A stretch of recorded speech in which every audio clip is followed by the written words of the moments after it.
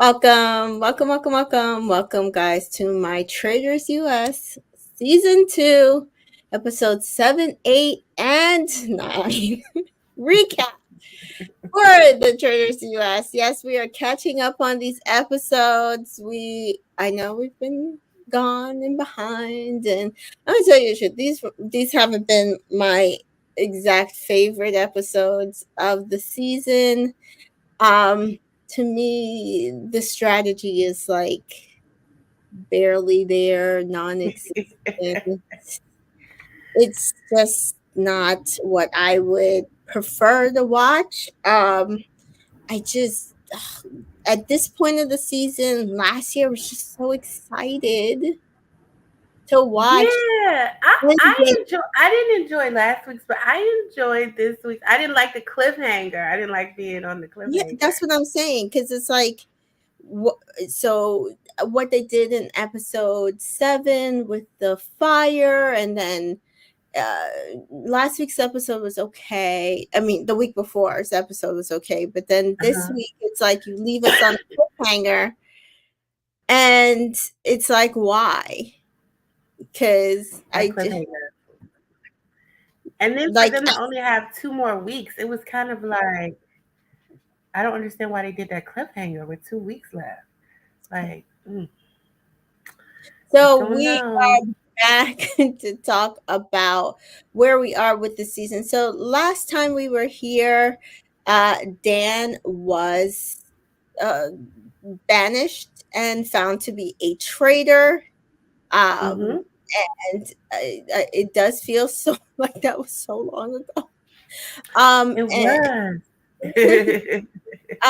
in the wake of his banishment, he does kind of hang Phaedra out to dry, and kind of hangs Parvati out to dry because everybody knew that he was working closely with Parvati.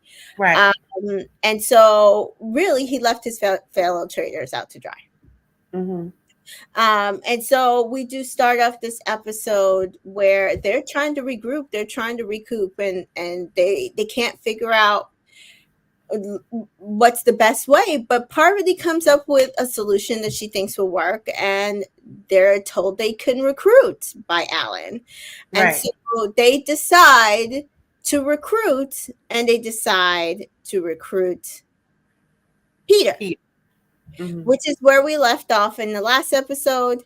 And so episode 7 begins with we us finding out, because it was episode 6 was left on a cliffhanger too. Right. We finding out whether or not Peter accepts Parvati and Phaedra's invitation to join the traders. Now, what did you think? I don't remember what we thought he was going to do. I Um, thought he was going to join them. I thought he was going to join them and kind of set it up so he would end up winning because they weren't going to figure out that he was a traitor. They were going to believe was a faithful. So I thought he was going to accept. I right. did. I I did think think I think if I remember, I thought the same thing, because same thing. I thought that at the point of the game that they were at, it did make sense for Peter to convert, because he nobody would believe he's a traitor. He had a group of faithfuls that believed in him, and he could potentially utilize that to take him to the end game to win. But right. we see here he does not. He does not take up their invitation. In fact, he rejects it wholly, and He rejects it wholly and decides that he is going to come to the table and still be the leader of the faithful. That's what he has decided. He has to be the leader of the faithful, and he can't accept it because he can't look in their eyes and know that he has accepted the role of a traitor. I can't do it, Lord. And at this point is when I was like, I hope he loses the game, because how freaking sanctimonious. Like, I think we left off, and I said I think it's Phaedra's or Peter's to lose. Right. And to me, just going into this so sacrimonious, Right.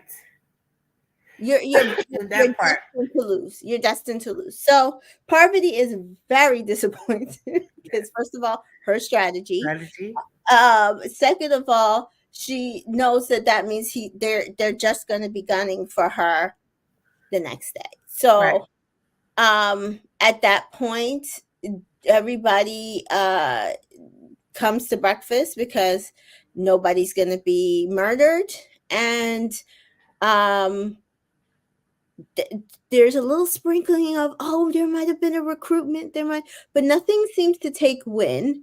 Peter doesn't say nothing, Not a word. not a word. And basically it's everybody against Parvati because everybody knows she's a traitor. Mm-hmm. And so we do see that at that point, Parvati is trying to figure out how she can get herself out of this. And Phaedra is just like, well, like, figure it out and let me know. Phaedra ain't making no decisions around here. Oh, just let me know what you want to do. I'll support you. I will support you. Mm-hmm. Yeah. And so after breakfast, I mean, Parvati does try to, at breakfast, I am not a traitor. But Right. after breakfast, Peter rounds up his gang of His crew. faithful and tells them specifically, again, closing doors, making sure that nobody is allowed in. Just in case you don't know who they were, it was John, Bergie, Kevin, and Trishelle. That he got a recruitment letter, but he says he did not take it, and he is on their side still. So their plan from the top of the morning is to banish Parvati. They did it last night. They can do it again. And Trishelle, though, says, well, why go after Parvati? Why don't we go after Phaedra? Because after last night, what Dan did, she's for sure the traitor. And everyone's like, are you sure? I mean, to be fair, Trishelle's not wrong here. Right. But I think this change of course was on Trishelle's part. This is my thing. It's like Trishelle's an idiot savant in that she's reading a lot of the information correctly. I just don't feel like personally, and it might be that she just annoys the hell out of me. I personally don't feel like her strategic use of the information is proper. It is not. It is not. It is not. And this is, she kind of goes after certain people. Right. And in this instance, she isn't wrong, Right. But let's not forget with Peppermint, and let's not forget with Larsa. I mean, she's been wrong about some people. She's not wrong in this instance. Right. But she has been wrong about some people and the way she goes about things and her rationale. Correct. Like, even though she's not wrong, her rationale about it, though, is kind of like, no. And so it's hard to root for her because, first of all, I mean, coming into this, I'm not a big Trishelle fan. I watched Real World Las Vegas. I have not liked her since then. She was briefly on Married at First Sight, didn't help her case. And, and then she's on this show and still not helping her case. So I personally feel like they're kind of pushing that Trishelle's this like little mastermind, and instead I feel like she is an annoying person that we don't want to root for. And hence Peter being so sacrimonious, Kevin being so dim. The only person I would have rooted for out of that Scooby gang was Bergie. Me too. John can be very annoying as well. Yes. And so it's like, wow, I am so not rooting for this set of faithful. Right? Exactly. And John wasn't as bad until they kept hyping him up and telling him, oh, everyone believes everything you say, and you're the person, and your speeches are great. And so he got in his head like people in politics do. and he decided, oh, okay, it's about me, and I control this, control the people, and so I And can I get him to have a vote. feeling some producer like put that in their ear. Oh, the people are gonna love this. I don't care for it. I personally don't care for him pontificating on every freaking banishment round table half of the time when he's talking to his little group of faithfuls. I don't care for it. I personally don't care. Mhm, So this has not been great TV for me. I'm not mhm. rooting for these. And you know what? I wasn't rooting for MJ in the beginning of the game, but since then, with Larsa gone, she's a lot more biteable, tolerable, and I'm Yeah, like, MJ, Sandra, not Sheree. Sheree. MJ is Sheree. Right. CT, I can't root for Sheree. I'm sorry. Why Sheree, can't you root for Sheree? She's because unproblematic in it's this. it's Like, not problematic. She just is not being smart. I just don't well, like I don't. I just think that's her nature. I it. just think Comes she out doesn't make different. wise. She doesn't make. She's not the best decision maker. I'm sorry. Like in Um, any realm of her life, I don't think that's just not her strong suit. So yeah, and Kate be loud and wrong too. So I don't know. at least It's she's entertaining. She's entertaining. She's entertaining. so it was really just like we got to this point and it's like I'm not rooting for these people. I don't want them to best Phaedra or even Parvati at this point. Yeah, And it's yeah. I root for the unfortunate. traitors. Actually, that's yeah. Yeah, yeah. And so yeah, Phaedra does try to come into the room to talk, and they shut her out.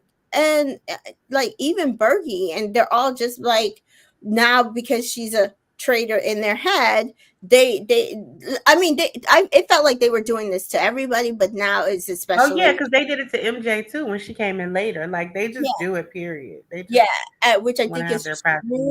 rude and just not a way because my whole thing is then later on, and they do point this out later on, like now you want us to run with what you're saying after you guys come up with some sort of Right. deal that you've come up with and you're running the game, you want Mhm. us to then follow behind what you did and said, but you're Xing us out of all the conversation, so I can't trust you and I can't believe in you. Exactly. And so yeah, that is where we are at the top of episode 7. And really they've alienated Phaedra, CT, MJ, Sheree, Kate, Parvati, and Sandra, and they're just like, we need to get rid of them. We like they're the faithfuls. They need to go. Exactly. And Sandra comes up with like a great strategy. Like, do you understand? If we don't do this, they have the majority. If we do this, though, we will gain the majority. Majority. Right. And then we can figure out who we want to banish and who we don't want to banish, and we don't have to listen to Peter. And I know some people thought it was flawed because they're like, oh, but they're right. Phaedra and Parvati are traitors. I said yes, but even still, if you have a group of people in a Right. strategic game, even if you know who the bad guy is, the villain, the whatever, that you have to get out, if you know that those people are not willing to work with you or work in a confines that include you, you Exactly. need to get them out. Exactly. Because they're a bad faithful. They might Yes, not be a traitor, but you're a bad faithful. So you right. gotta go too. Right. So, like, I'm not saying you shouldn't want to be selfish and not want to get to the end of the game, but you get to the end of the game by working with the faithfuls if you're a faithful, not Right. alienating half of the faithfuls and sticking with your group that you decided. You can have your group, but they need to be a side piece to a complete whole game. Exactly. And that is not what these people were doing, especially No, no, Pete. no, no, no. Absolutely not. Absolutely not. Absolutely not. And so, because it's ego involved. And yeah, that's the thing that kind of comes with people when you get reality TV stars. I think yes, more so than if you had regular, everyday 9 to 5 people or entrepreneur people that they just were in the game, is yep, because these people, like she said, even though I'm skipping ahead, like she said, this not the Bachelor. I don't have to kiss your ass to get a rose. He's used to women, doing all of this for him. He's the cat's meow on the reality show in which that he came from. He's the main star. He's the attraction. In Parliament, I get to make these speeches, and then all eyes are on me. I'm the attraction. You know what I'm saying? You know, um, I just feel like I don't watch Bling Empire, so I don't know what's going on there. But I'm just thinking like that when the ego gets caught up in the fact that you're trying to play for a game, is also me, me, me. I'm also trying to play for me and what I want and how I want it to go. And I got to get my screen time and I want my crew and I want to do it my way. And I'm the best and I know the most. And, so I just feel like that's just kind of one of the cons that comes with that.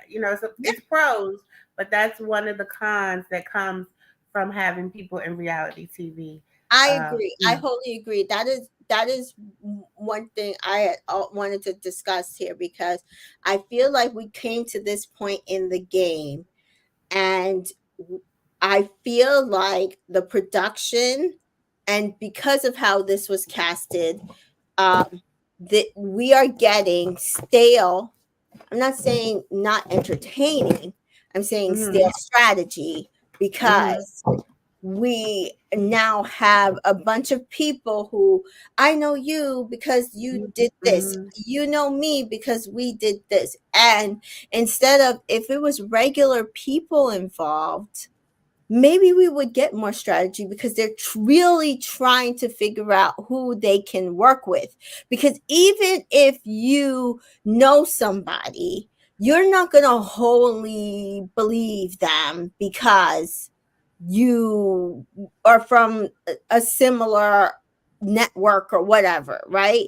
You are going to try your best to try to figure out, well, maybe could they be lying to me, because I don't actually know this person from a hole in the wall. I don't Mhm. see them at a Bravo convention every year, every twice a year or whatever. I don't see these people out in LA, have random dinners with them.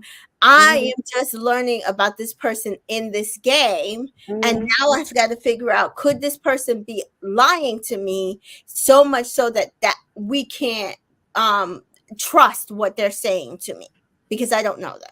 There's no Right. pre-existing eh, relationship there. And so that is where we are. And I feel like, yeah, it's caused a stalemate in this game, in the Yeah. middle of this game. And it's unfortunate, because I feel like they do have a good group of characters, and they do Mhm. have a good group of people who could, if the circumstances were just slightly different, I think it Yeah. would be more strategy. Yeah, I agree. I mean, I just, just like I said, I'm kind of skipping ahead. I'm the episodes are kind of blurring together, but I'm skipping ahead. But it's just kind of like CT, right? Him siding with Trishelle.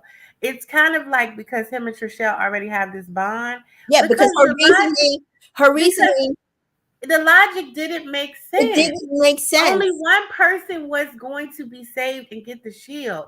If Right. I can't get that height because I am short, Sure. Yes. if I can't hit project, I gotta come down low. That's what I'm hitting. The Yeah. other one that she hit was on the bottom level. This is what I'm good at hitting. I Yeah. have to come back down low.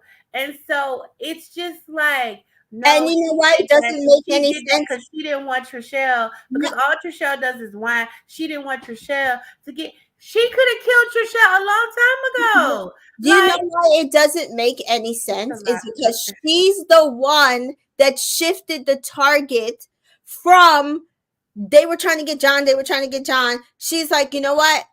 Us trying to get John is not working. Right, I'm gonna go for Sheree. And we know that she ain't trying to kill Sheree in the morning. right. So that's why what Trishelle is saying doesn't make any sense. And I think Sheree was like right above Trishelle. Right. So why like why you're mad because you didn't get a shield and you just knew you were going to get the shield because they were Exactly. going to knock the ones up at top and you were going to be left there. But to me, I would have done the same thing. Like, I ain't getting those two people up there. Right. We have tried, we've lost multiple amounts of cash trying to get them, or y'all tried to get them. I'm gonna go for the target that I think that will work for me at my height with my body weight to get to get out. And the thing is, it'd be different if Phaedra did that and it didn't work, and then everybody else came behind her, went back up, and it did work. They all came back, and Trishelle was gone within a second or two. Exactly. You're just mad you did not get the shield. And you had the shield like 3 or 4 times this whole season. But you and Peter or somebody in your crew, y'all always get the freaking shield and then want to keep it secret. CT just helped you get the shield at the last one when y'all was climbing through the thing at the house. You act like you have not had the shield. And you sitting up here crying, and she didn't want me to get the shield. She didn't want anybody could have said that. So and so got my window. He didn't want me to get the shield. So and so broke my pain. They didn't want me to get the shield. But it's like she got to be such the victim, and that's always how she is. That's why I don't care for her. Yeah, it's this privilege. It's this privilege syndrome, and she the victim always. And the challenge in real world, everything she play in. That's it. And it's sickening. And it's like, and here goes CT finally like, yeah, that is traitorous behavior.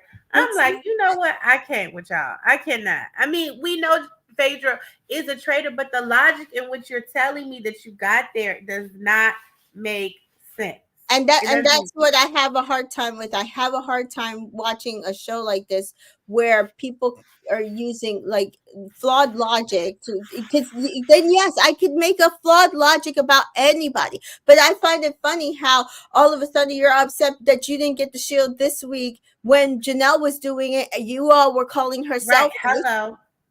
Hello. She too aggressive. Why is she always going after the shield? But Trishelle does the same thing. She just got to whine about it. And Janelle doesn't whine. She's not a whiner. Yeah. She's a go-getter.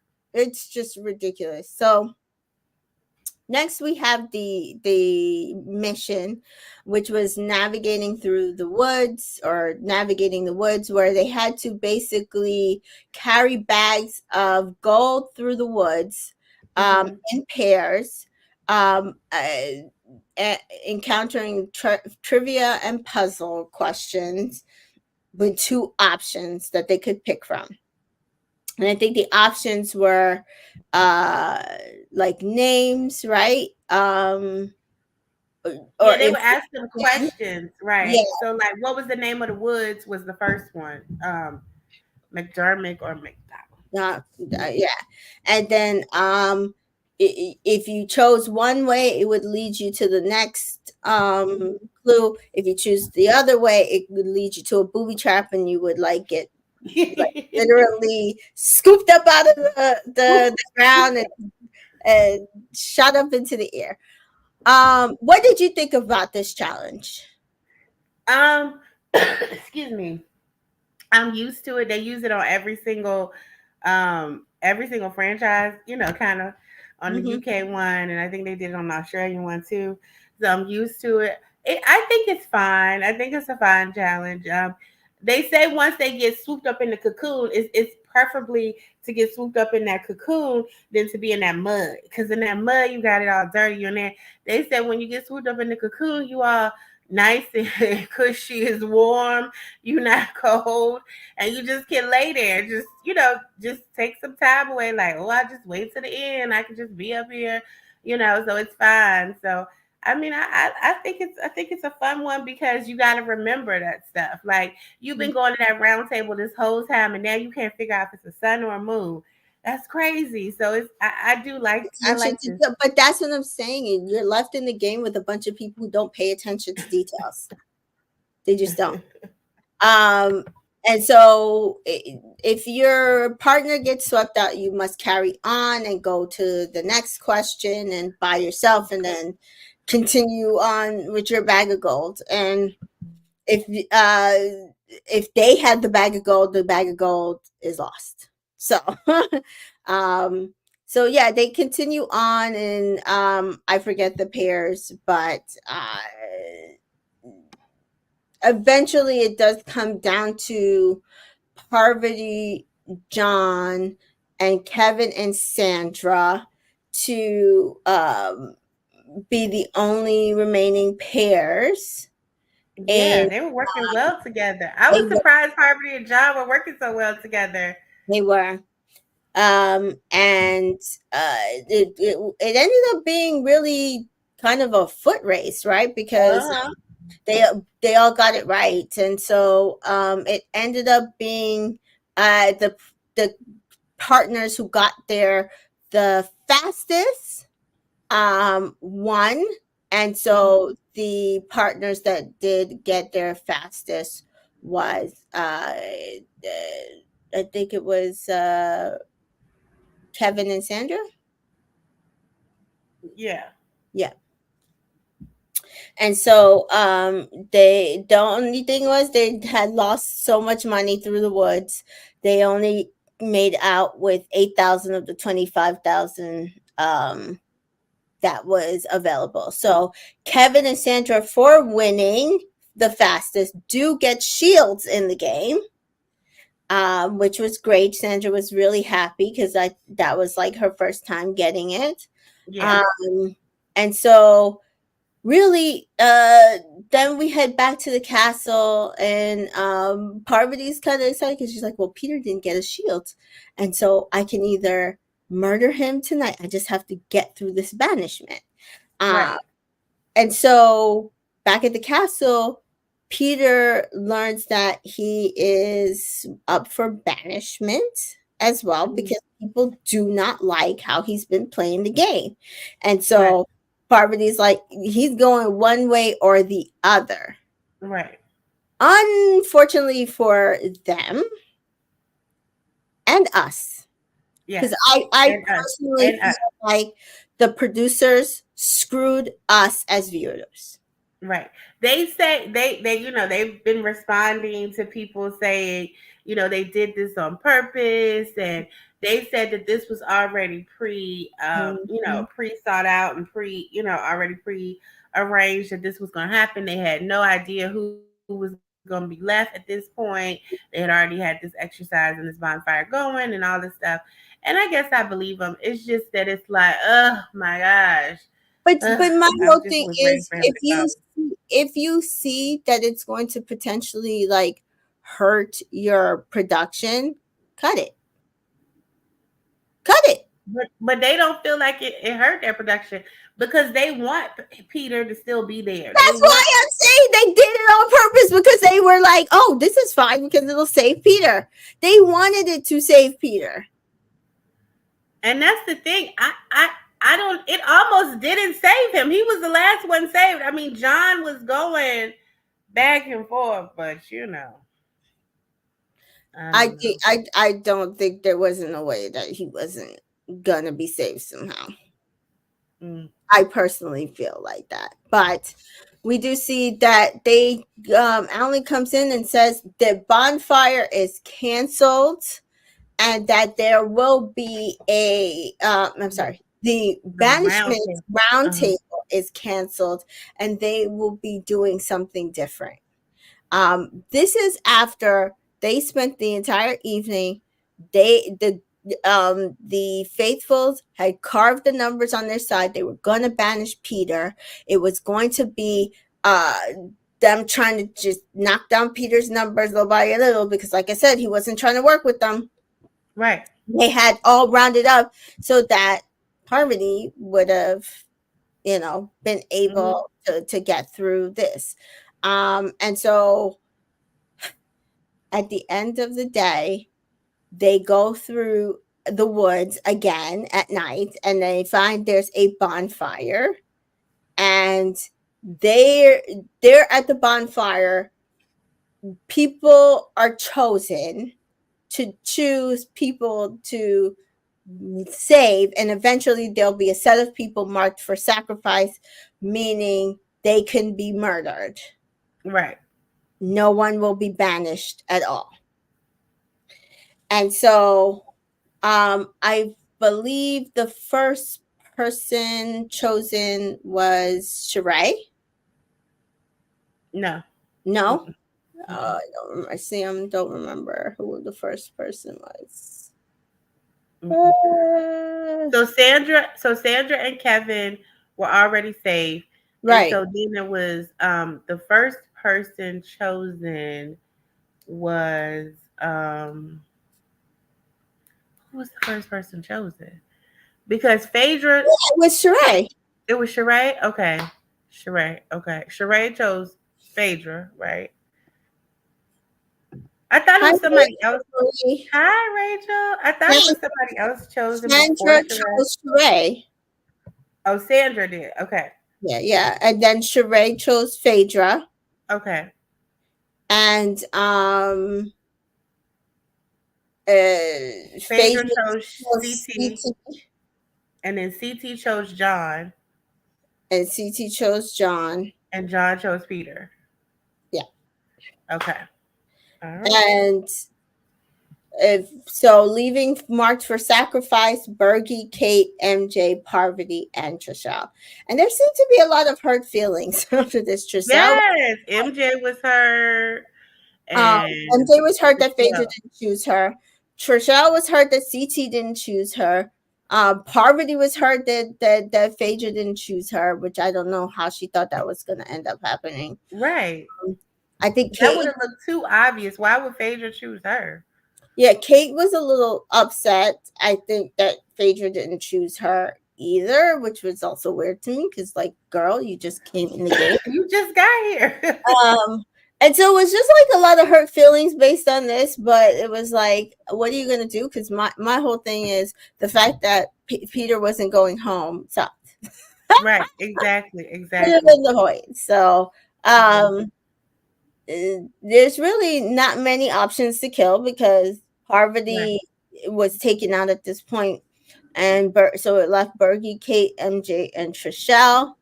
And personally, I felt like they should have killed Trishelle, Me too. but they did not. We do see episode 8. They chose to get rid of Bergie. So they were going to go after Peter's people.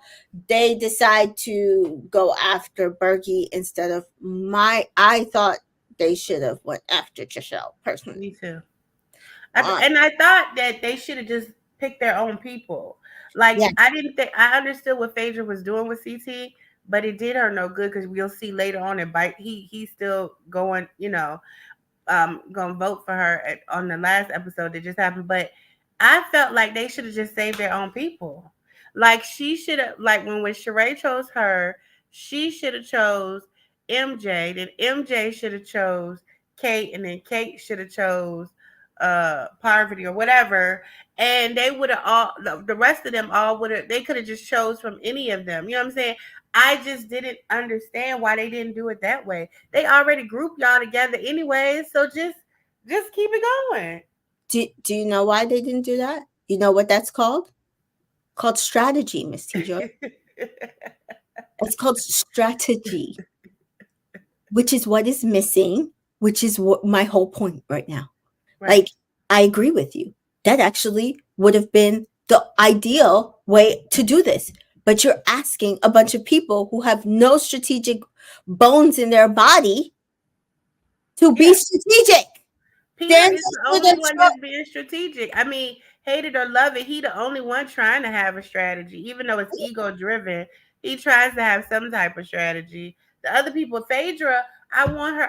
I like Phaedra. Don't get me wrong, but sometimes I be wanting her to clock in and do more of the talking. Like you just keep letting everything go by, and you only get amped up when you have to defend yourself at the round table, but everything else is ooh child and let everybody do everything and you don't make any decisions. Yep. And I'm like, you need to come with strategies. You need to be more vocal. And it's getting on my nerves. It's a disappointment because she really should not have chosen CT in this case. It's what really screwed them. She should Hmm. have chosen Parvati or MJ or Kate. Like, I think if she had chosen Kate, Kate would have chosen MJ, and MJ might not have chosen Parvati, but she, like, I think she maybe would have chosen CT or John or somebody else. But I'm just saying that at that point, Right. then it would have protected the majority of them, and Right. and been like, okay, well, we want Peter to go anyway, so we're Right. sacrificing Peter now, get him out of the game, and keep it moving. So I agree with you, that would have been a great strategy, but you're asking unstrategic people to be strategic, and it's not happening. It's unfortunate because, like, that would have been so exciting to watch them sit there and like light each other's fires and protect themselves. But no, Exactly. that's not what we got. That's not what we got. That's what I'm saying. Like, this entire thing was annoying and Exactly. pisses me off. Rachel Marie says, "Yeah, it was dumb to choose him. He is not loyal enough." Yeah, he. Exactly, Rachel. And I said this. I think I said this weeks ago that I. People think that CT will not sacrifice Phaedra if it comes out to CT is a real worlder, a challenger. He will sacrifice whoever he needs to get to the end and win money. Yeah. He don't care. He'll see Phaedra after the show. Yep. He'll apologize and say sorry about that, but it was a game. Yeah. So, so at the top of episode 8, we do see that the final two players that did not come in are Bergie and Trishelle, and everybody is frustrated because they know that one of them gonna go. CT does feel guilty at this point. He didn't feel guilty the night before because he's like, it's a game. Hmm. And I know me and Trishelle are friends and we've known each other a long time, but it's a game. And then when she almost didn't walk into The breakfast, thing, he felt bad. he's like, damn, maybe I shouldn't have did that. But Trishelle does walk in, and everybody realizes Mr. Burgerlicious Oh, has exited the building. Sorry to see Bergie go. I will say this, I'm going to give Bergie his flowers. Bergie came in here and did a hell of a lot better. I yes. think he grew than I think anybody gave him Credit any for it. Right. And minus. no one thought that he was going to do good. Right. No. And even at the beginning of the game, he was very shaky. Nervous. Yes. And I feel like he grew as a faithful. I feel like he did a good job. And I mean, I'm sorry to see him go here, but I also think that's a testament to Bergie, because I do think that if he was a different type of faithful, dumber, he would, be in the Right. Kevin or the Sheree spot that, he would still be here, but that doesn't necessarily guarantee him the to win anyway, right? Right. And so, because you're at this point maybe potentially getting snowed by a traitor. So at the end of the day, we lose Bergie, but I think we might see him again. Like, I can absolutely see them swapping him in for the Kate situation, or bring him onto another strategic game, because I think he did do well here. He did. I was proud of him. Yeah. I was proud of him. So Parvati thinks that murdering him was the next best thing to murdering Peter. Personally, I felt like it should have been Trishelle. I understand that, but prior to that, Bergie was very vocal about Dan, very vocal about getting out traitors, very vocal about, being a faithful. I think at this point, Phaedra had him on enough of a leash to be able to keep him there, and they should have gotten rid of Trishelle while they I could. think so too. But once again, Phaedra let Parvati do what was best for her, and not what Parvati did what was best for Parvati, instead of Phaedra stepping in and saying no, no, no, no, no, no, no, no, no. Burgerlicious, he likes me. I have him. I have We him. have to. Trishelle is the one that neither one of us can control. She's Correct. the wild card. We need to get rid of She's more her, of and she's then more we can of get rid of Peter's wife. Bergie next time. She should Mm-hmm. have stepped in and said that, but she doesn't do it. Mm-hmm. And that was another thing where I felt like that annoyed me Yeah. about her, not stepping in and just making a decision and being Yeah. decisive. And so Playing for herself a little more in a yeah, way that is a little more strategic and a little more maneuvery in this game. yeah, I agree. yeah. And by the way, side note, Mm-hmm. Trishelle and Peppermint, and they was talking about their fashions. Trishelle don't have not worn that one cute thing that I've seen. Talking about she need to stay because she got so many fashions. She Oh keep my wearing them god. berets every day. I ain't seen nothing cute. Um, Rachel says Phaedra once again not thinking Bergie would have backed her. I agree. I think Bergie would have Absolutely. backed her, Absolutely. especially with CT in the game. I think Bergie would have backed her, even if it's just to protect her to cut her at the end. I think Bergie would have backed her. I just think it was not a smart move. It wasn't a smart move on Parvati's part either, but it was way less of a smart move on Phaedra's part. Phaedra's part. Yeah, I agree. And so we do see that Trishelle is certain Phaedra is okay. A traitor. She was accused by Dan. And she just is just certain. And she says that she has a towel. Her eye twitches when she's uncomfortable. I'm just like And she tells this to Kevin, and Kevin's like, you're right. yeah. And so now she's back to we have to go after Phaedra. Again, this is why they should have cut her because partially it was stupid, partially it was not. But it was like now it's switch course and leave Parvati in the game. We know she's a traitor, but go after Phaedra. We know she's a traitor. What? Why? We could get Parvati later, but we have to get Phaedra now while we what did she say? Like while we have I enough think they have numbers. the numbers. Yeah. Yeah. So she claims that was her reasoning. And so Peter's like, okay. At first he's just like, no, we need to take the Parvati. Then he's like, okay. And so he feels like, oh, because this is what Trishelle wants, then I need to like concoct this mastermind plan, and I need to pull them both in a room and talk to them, and because he got to do it. Even though Trishelle is the one saying this, but he feel like he got to take over and he got to execute the plan and make it so it'll happen. Right. So that was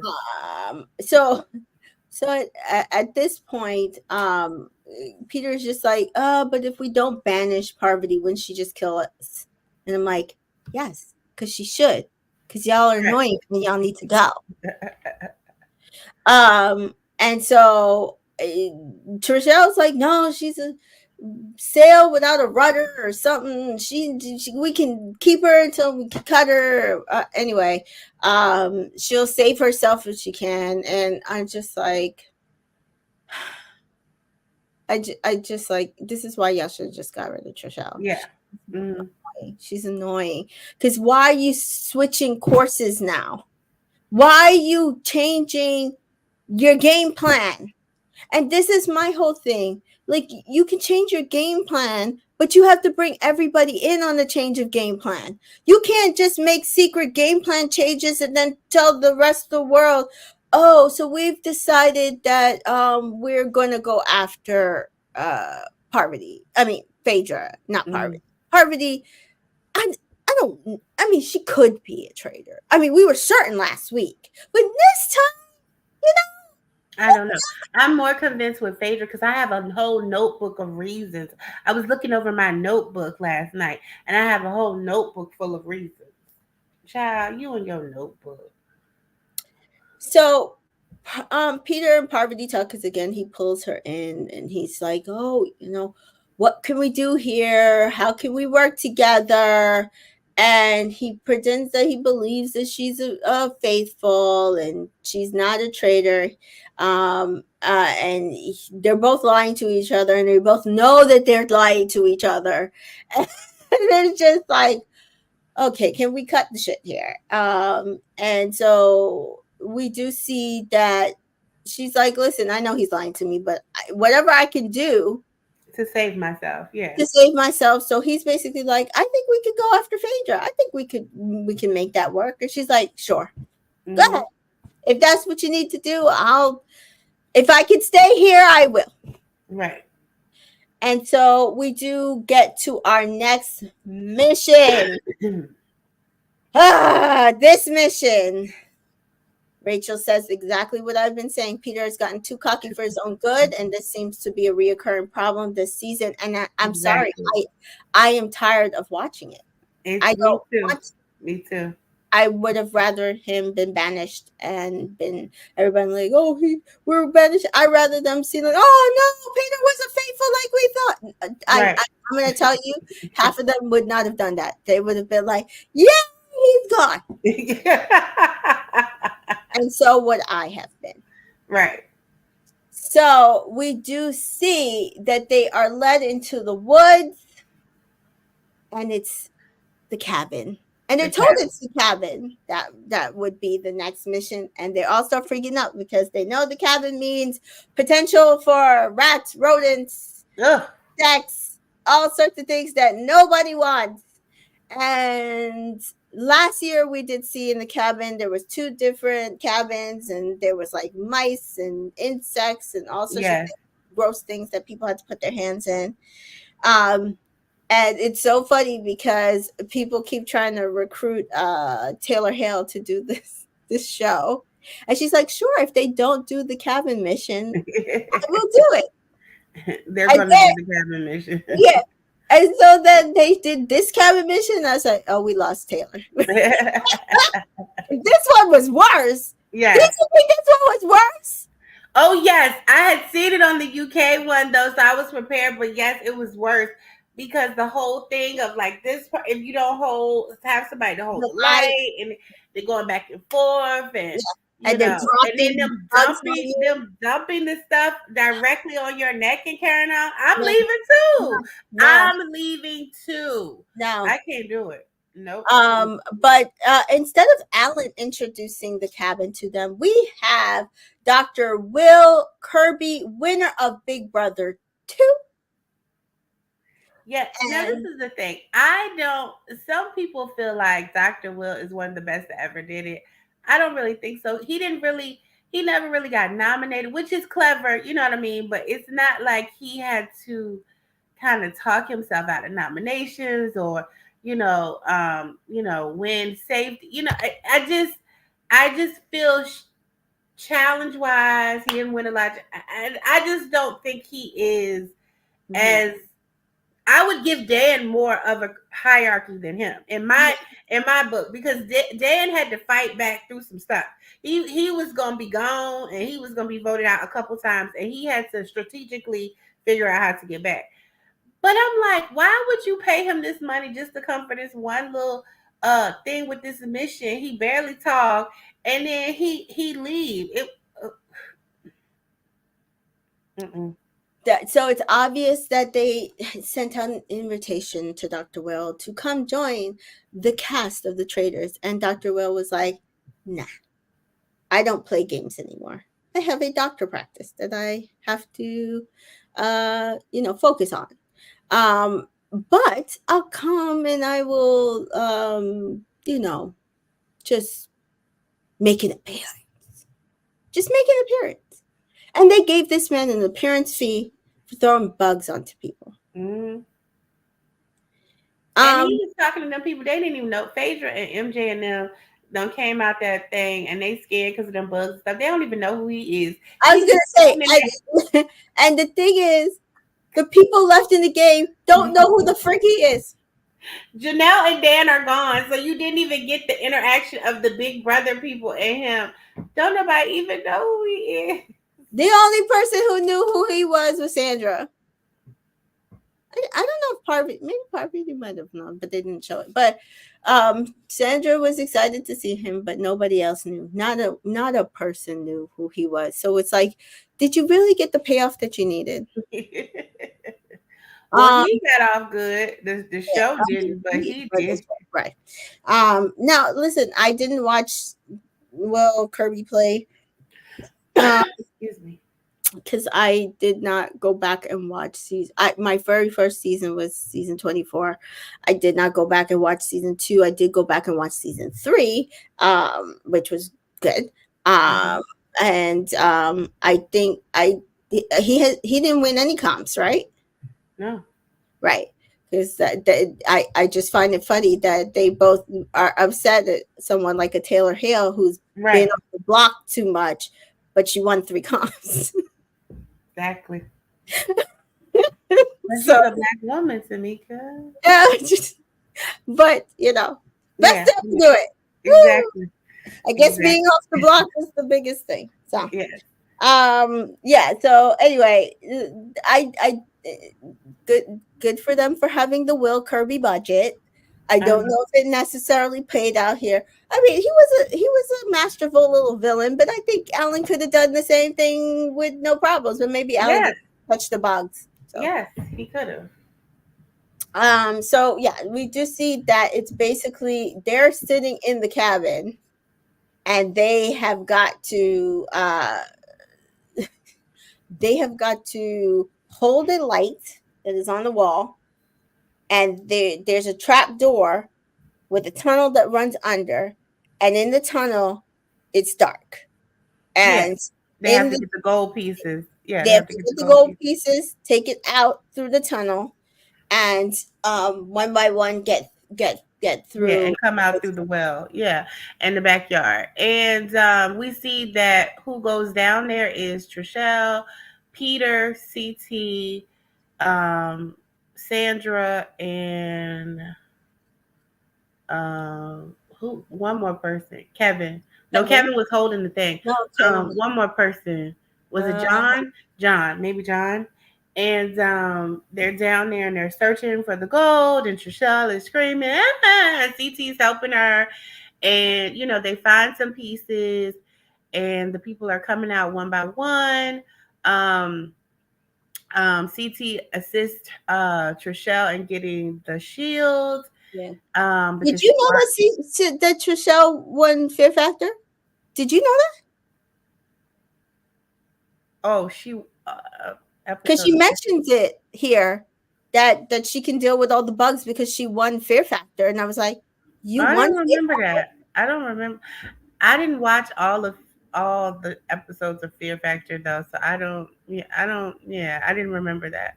Yeah, I was shocked because I was like, I didn't know she won Fear Factor, let alone was on it. But yeah, so yes, so in the meantime, there are bugs in the tunnel, but every time the light gets turned off in the cabin while they're holding the lights in the tunnel to keep it on, they're pouring bugs and maggots and worms on the people that are in the cabin. So they run out. You lose $1,000 every time somebody quits, but MJ, Phaedra, and Sheree don't care. They quit.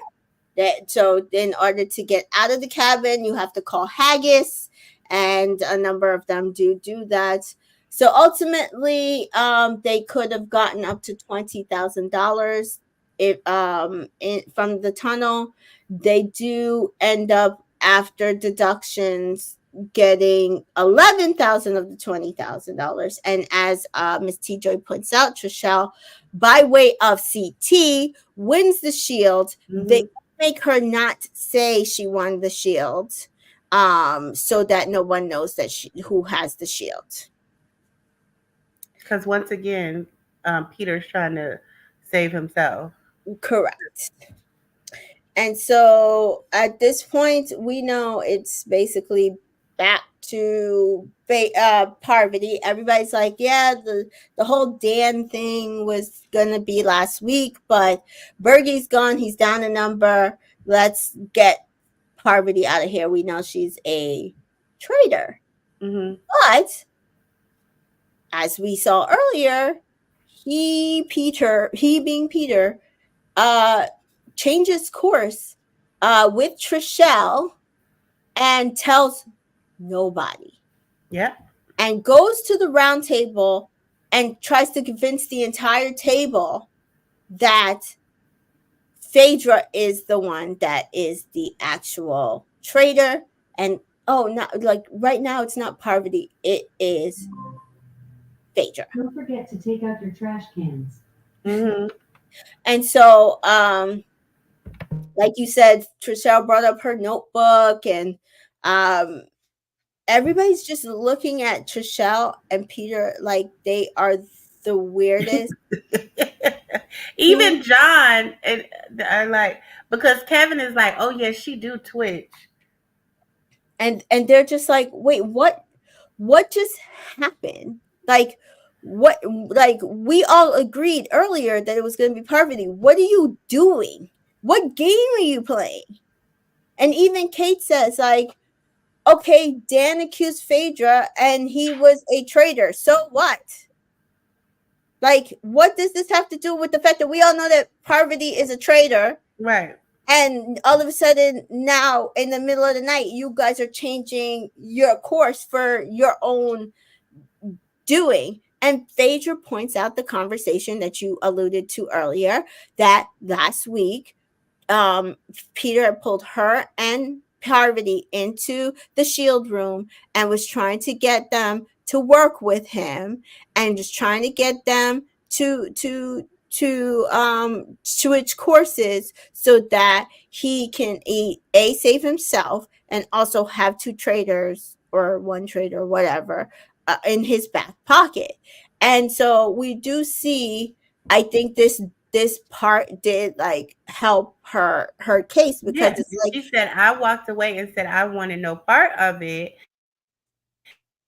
And then they all looking stuck. And then Peter is like, no, I was talking to her because, you know, trying to, and that's when John was looking at him like, oh, you making side deals? Like, yeah. And so it really does shine a light that like Peter cannot be trusted. Peter, even if Peter is the faithful of faithfuls, he cannot be trusted by anyone. But at the end of the day, Parvati, to save herself, votes for Phaedra. Peter, Trishelle, and Kevin all vote for Phaedra in this convoluted plan.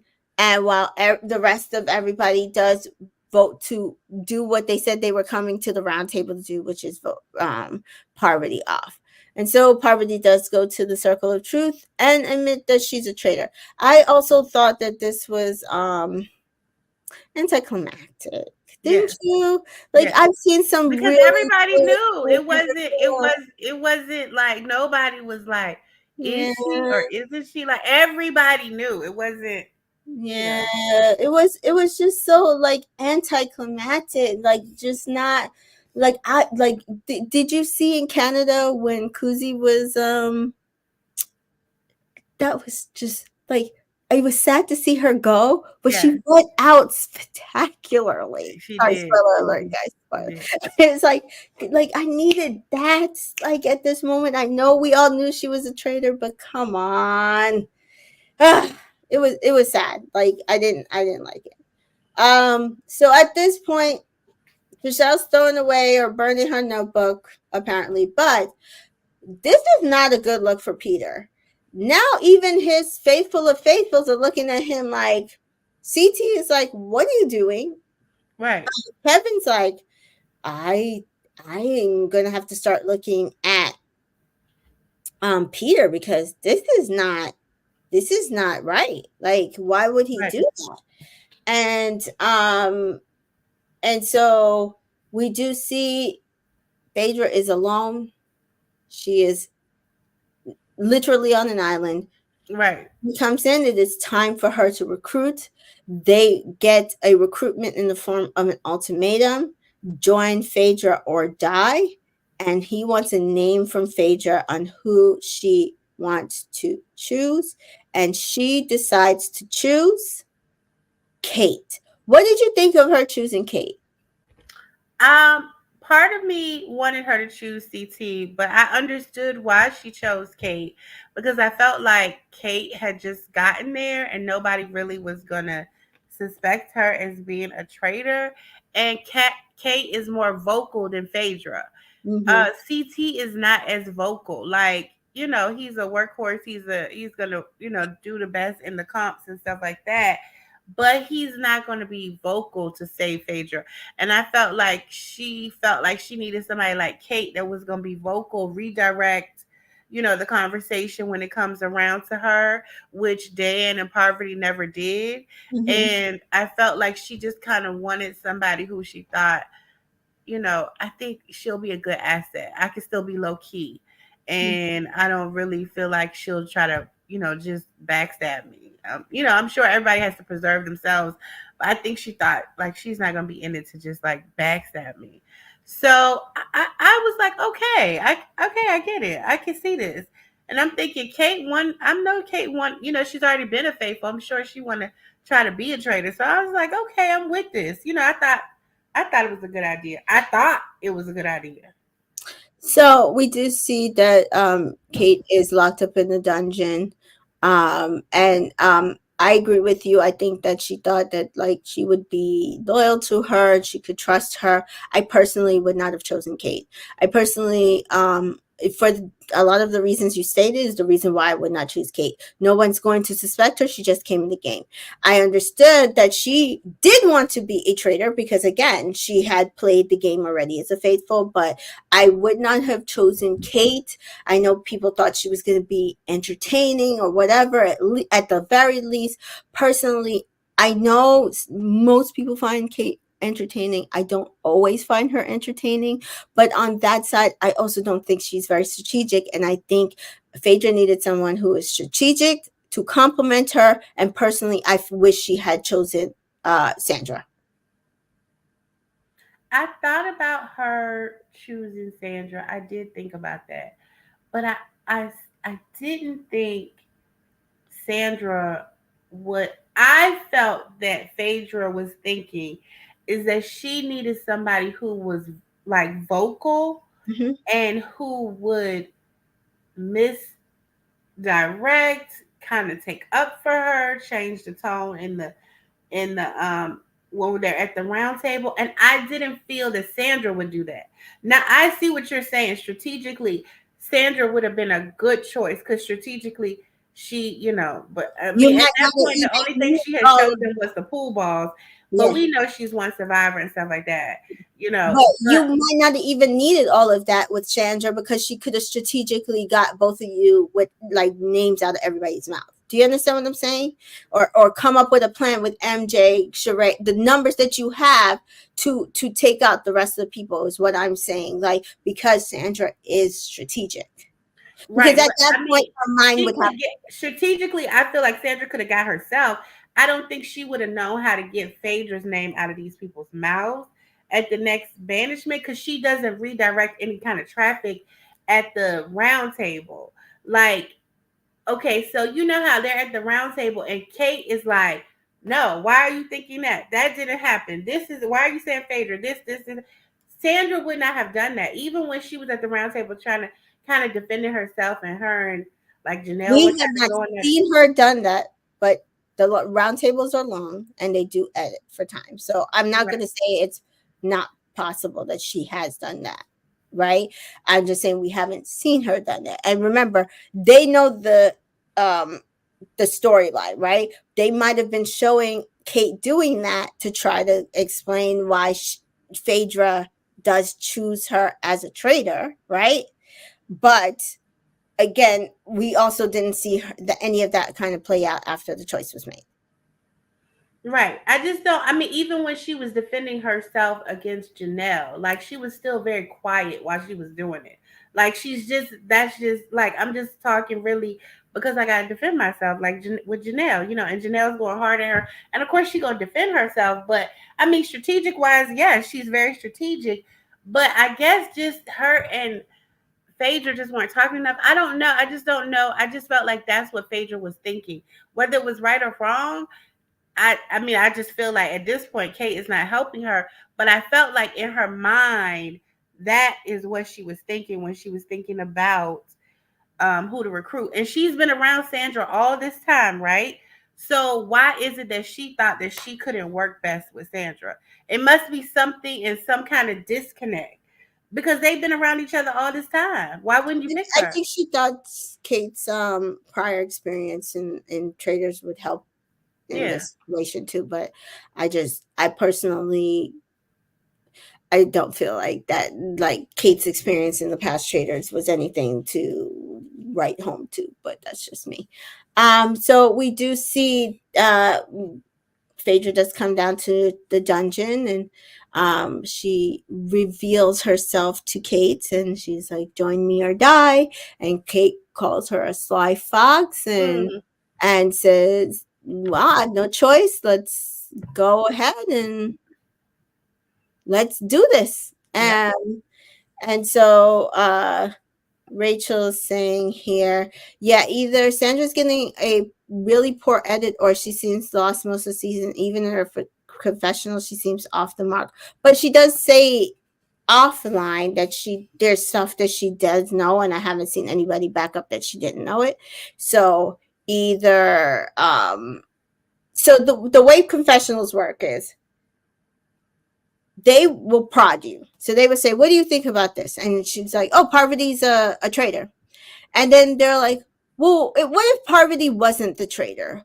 Who do you think could be the traitor? What do you think about Peter and him being a traitor?" That is what they will do, and then they will use the sound bite for what is the opposite of the truth.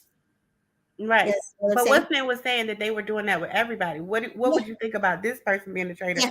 and this person?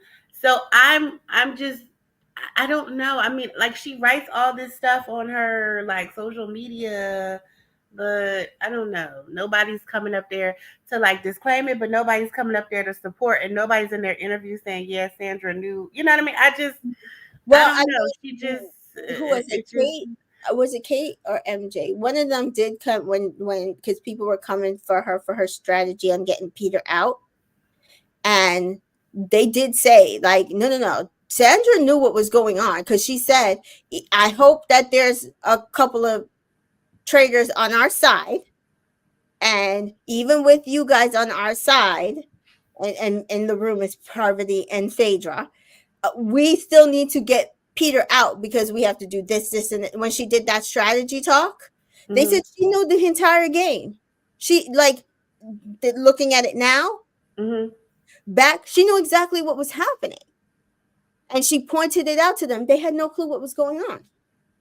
She pointed that out to them, but she's not telling anyone else, and she's not preparing them when they go into.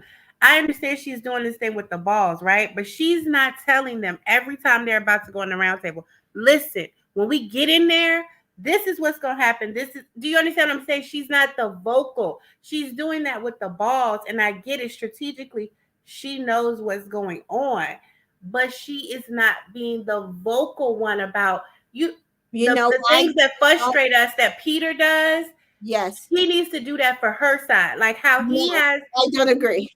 these meetings, but his side votes and does what he needs them to do. Her side is not doing that. Well, that's also why they're taking hits and her side is not taking hits because his side, they're all Well, his side is taking hits because the traders are on her side. But what I'm saying is, so that's why they're taking hits because the traders are on her side, and so they can, kill the people or whatever. But as far as but when they get in there with the banishment, it they do get they've got Parvati, they've gotten Dan because when they get in there, they get that message across in the roundtables, and they've strategically decided this is what we're going to do, and they're all in the same accord.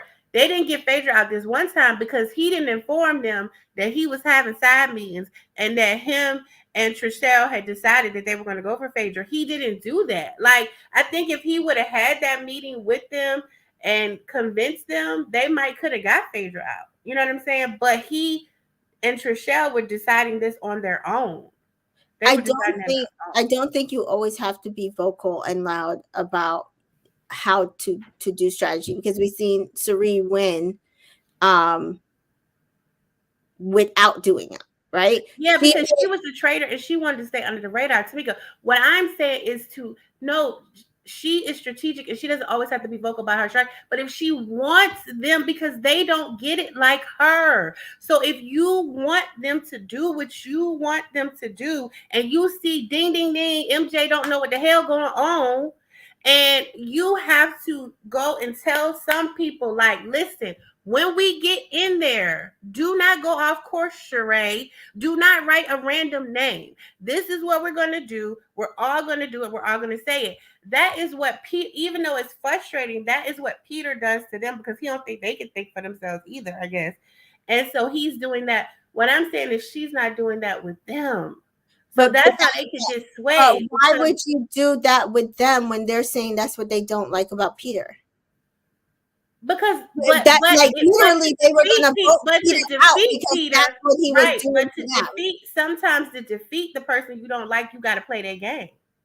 Sometimes to defeat the person you don't like, you got to play the game like they playing it. Oh, that's how they playing it. I don't like them, but in order to get him, I got to play it like he's playing it. That's what I'm saying. Not that you have to play it like that the whole time, but if you're trying to go in there and this round table and you need to make sure that this goes how it needs to go, then you all say that. Because CT going in there like nobody had a conversation like to check in with him except for Trishelle and them. Nobody's having a conversation like for them to pull together to make sure to see where he at. Like they don't even check in with each other, like to see, like, let me make sure you where we at. But I don't think they ever felt like he was ever on their side though. Like I always felt like CT was more of a floater. Like he went with whichever side he felt like he was gonna go with, right? Because in the beginning, when you were in it, when she was in there doing that, those balls on that thing, she was including him though, and that was in her strategy, and that is who. She and that night they had the votes to send Peter out.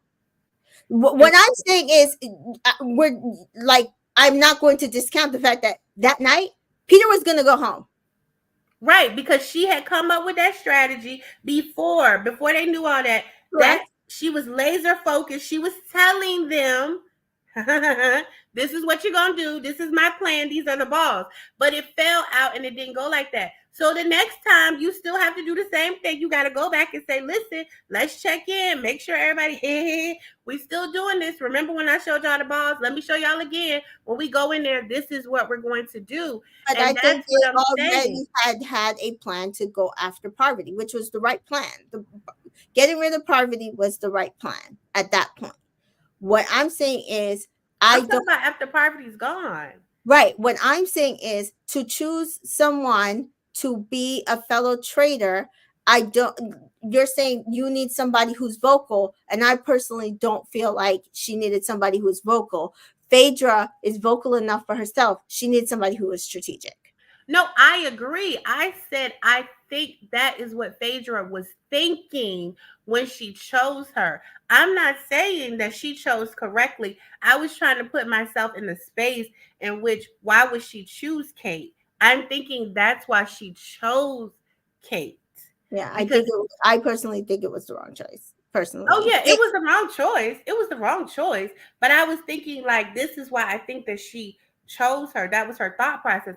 But what I am saying with Sandra is it doesn't help the group overall if you have all this strategy in your mind, but you're not making sure and keep checking in with the people and keep making sure that they're going along with your strategic plan. What is the purpose of having all this strategy and you knowing what's going on if you're not keep checking in with them, making sure they're going along with your strategic plan to put it in motion and in action and to make sure that it happens?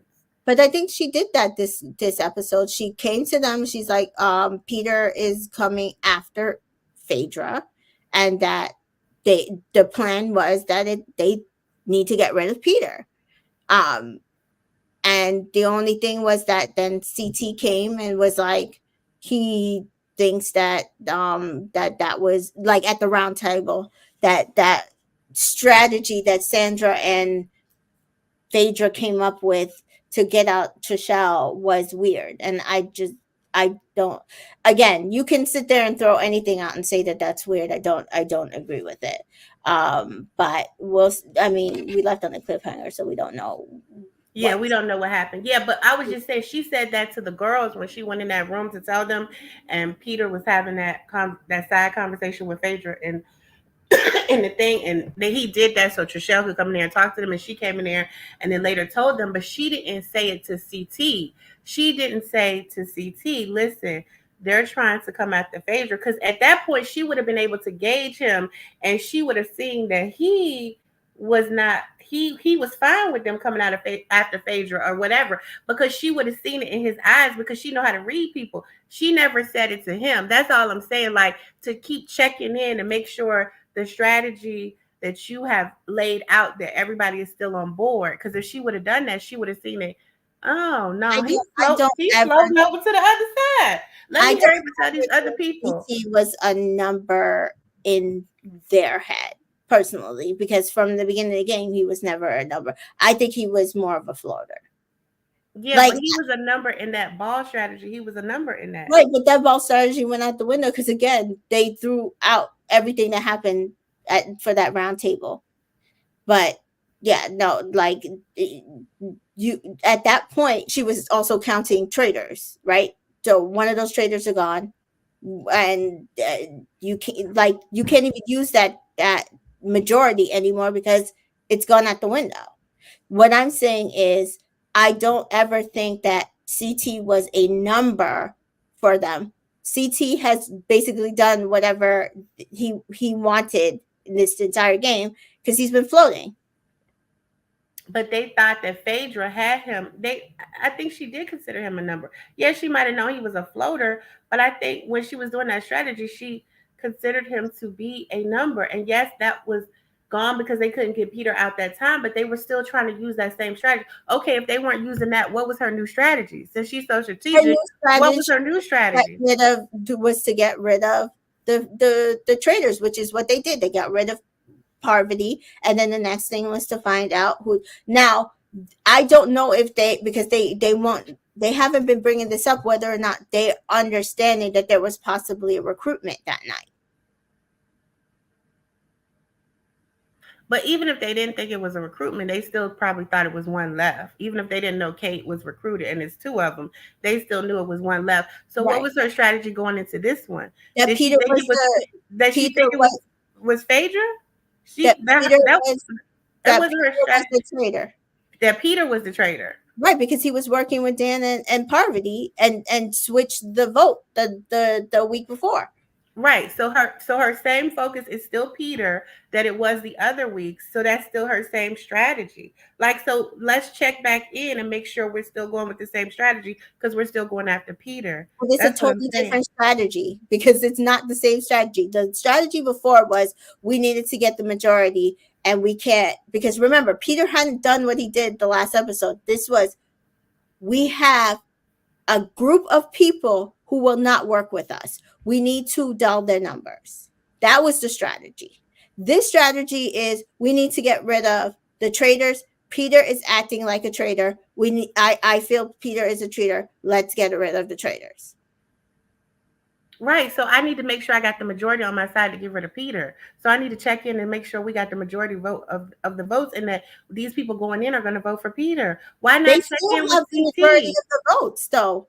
If she asked CT to gauge him, this is what I'm saying. If MJ votes for Peter, they still have the majority of the votes. Because as I said, CT is a floater. They're not going to count. CT is going to go wherever he feels like going. He is not a number for them. He will never be a number for them because he is in the middle. Because he strategizes for both sides. So did she make sure? Because I'm concerned that MJ is not going to vote for Peter. I'm concerned. I'm not saying she's voting for Peter. What I am saying, but you're saying that she should force MJ to vote for Peter. What I'm saying to you is they went in there and Peter was the plan. If when you get to the round table and somebody convinces somebody out the plan, that's not on you. If the plan going in there was we're going after the traitors, and the traitor is Peter. So when they went in, she was sure that MJ was going to vote for Peter. Yeah. Okay. Because when I don't know, I mean, you know, they play it all out of sequence, but MJ was doubting it before they got in there, so I didn't know what was going on. I'm like, what's she trying to do? I a lot of that sounded like after conversations, because it was a lot of ITMs. Oh, I think if I would be open minded. It was all like after vocal stuff. Yeah, you can't tell what it is. If they get rid of and Kate, Lord, that's a disaster. Kate, because then they're gonna have to do another recruitment, because you have to have a traitor at the end. Mm-hmm. So they're gonna have to do another recruitment if they do get Phaedra out. So I can't. So the mission for today is knockout comp, which I don't know if they did this in the UK, but they've done similar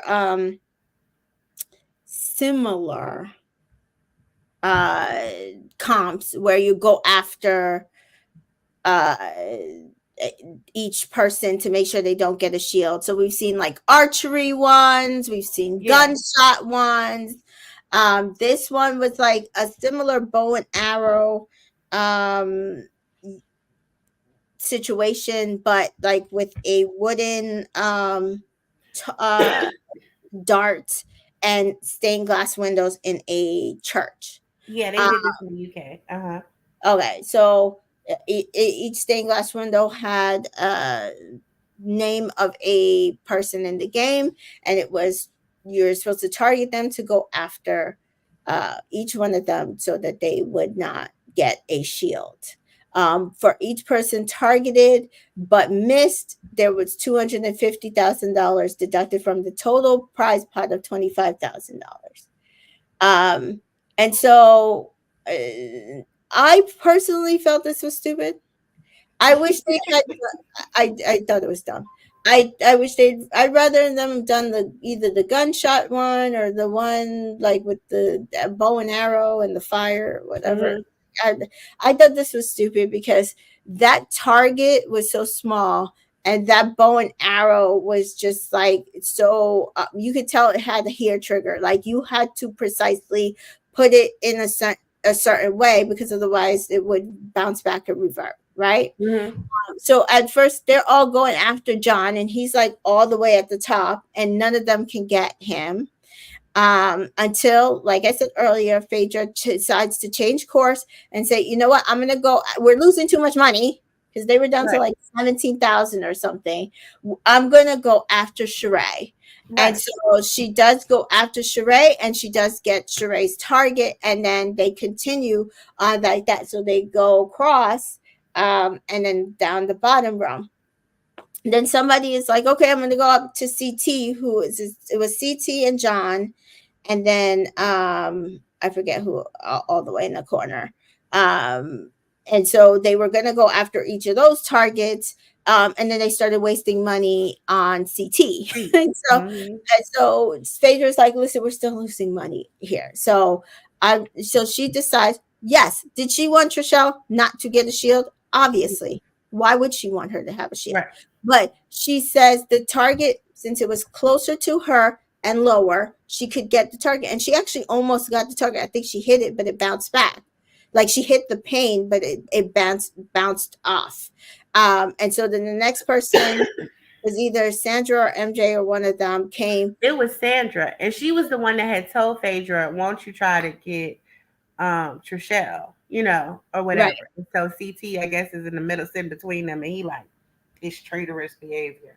Right. And so she does go and breaks the target, and so that leaves whoever was in that corner, and I can't remember what's that name. And then wasn't it MJ? Was it? No, it was. Was it MJ? I don't even remember. I feel like it was either MJ or Kate that was in that corner.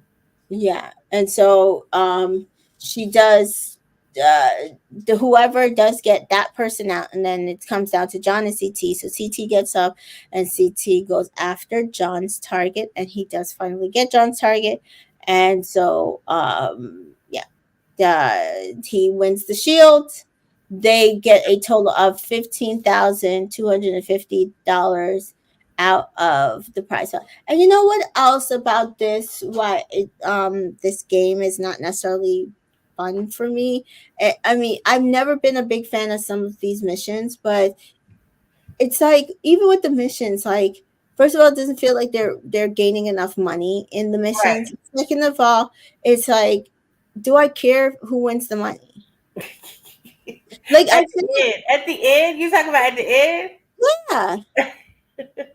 Like I realized that I'm like, maybe because you don't like any of them. well, I didn't not necessarily say, well, maybe it comes down to like a CT and a Sandra, and they get out the last faithful trader or whatever and split the money. But do I care? And the answer is no, you don't care. What is the like when the journey we watched last year, you cared like if she got to the end and yeah. No, I get it. You're right. Because when you're not invested enough to care about who wins the money, then that's the whole thrill. The thrill is gone for you. Yeah. The thrill is gone. So it's not as enjoyable. The thrill is gone. So I get that. So I don't know. These missions, first of all, the missions have never been great. But they just use the same ones. I don't understand why they can't come up with their own.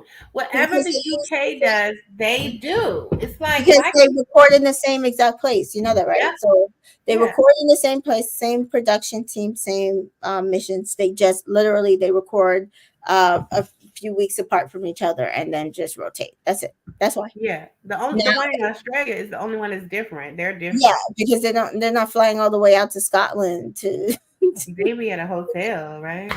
Yeah.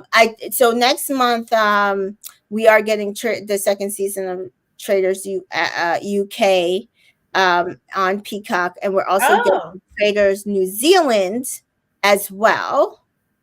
Oh, this is the first season or second season? I don't know if it's. I have to look and see if it's both seasons. I think that'll be nice. I never watched one of their seasons. Yeah, so we are getting new drops next month, and this will be after the what is the show called? The Traders US is over. US after that's over. Yeah. So people are going to be like, "Oh, they did the same mission." This is what this is what you know what? I wonder if the one in New Zealand will probably be different because they're probably not coming to Scotland. I don't know. They're probably not coming to Scotland. But also the one on on the Australian too, they be wearing them tracksuits. The Australian ones, I'm like, I'd be shaking my head. I have watched all the Australian ones, which is and so they are different. Sometimes in a good way, sometimes in a bad way. It's just different. Their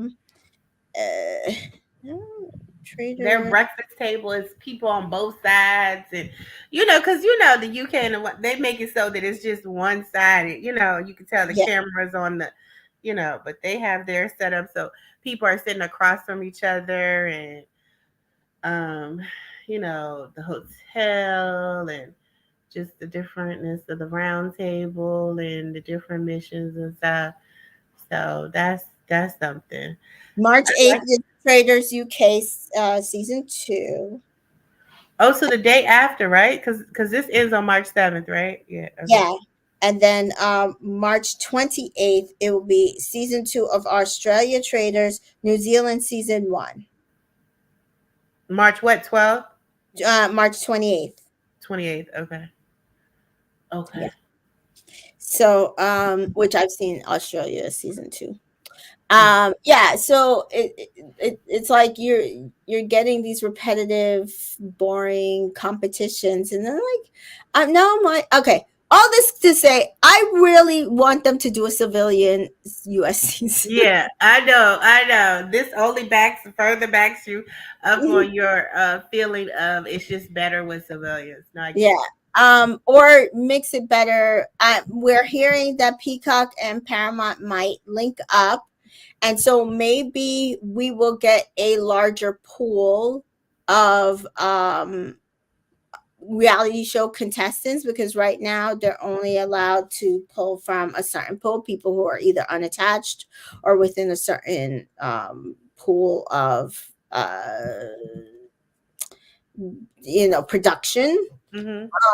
And so maybe if we are getting a larger pool, like more Big Brother can go on, or more Survivor, or what, like more current competition people, maybe at this point then we won't have these types of alliances, because it'll be more spread out, where it's not so many like Bravo people and so many people from one Maybe show. Amazing Race people can come on there and stuff. Yeah. Yeah. So really nice. We do see, yes, after this, CT's little antennas went up. I don't know why. I don't get it. I was hoping you could tell me, because I was like, I just didn't get it. I don't agree with the thought process. I think it's stupid.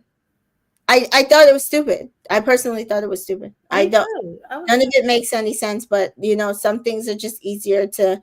I just feel like he had to have a reason to get her out, and here's the reason. It's an easy reason. Again, you could come up with an easy reason to get anybody out. Exactly. And so we've seen that multiple seasons, multiple times. You could come up with any reason to say this person is a traitor. Let me get them out. So at this point, that's where we are.